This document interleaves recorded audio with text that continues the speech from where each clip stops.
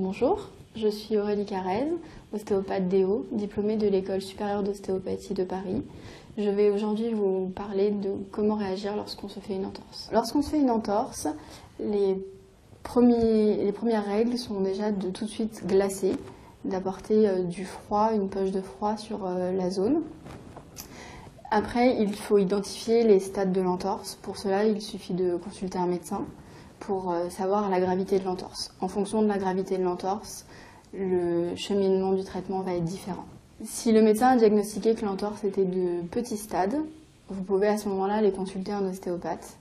Le rôle de l'ostéopathe dans cette entorse va être de débloquer les blocages pouvant avoir eu lieu lors du choc. En effet, lors de l'entorse, la cheville va partir soit vers l'intérieur, soit vers l'extérieur, et pouvant engendrer dans la cheville des micro-blocages et pouvant se répercuter par la suite sur le genou et ainsi de suite sur le bassin, les lombaires, dorsales et cervicales. Une fois la consultation en ostéopathie effectuée, l'ostéopathe va vous demander de ne pas trop bouger la cheville, de plutôt être maintenu dans des contentions à type strapping ou attelle. Par la suite, le travail avec un kinésithérapeute sera nécessaire.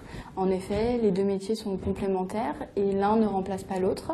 Le kinésithérapeute va par la suite rééduquer la cheville, lui apporter une stabilité que l'ostéopathe ne peut pas réaliser. En revanche, si le médecin a diagnostiqué une entorse de stade plus important, et il va tout de suite vous immobiliser dans un plâtre ou voir si besoin opérer.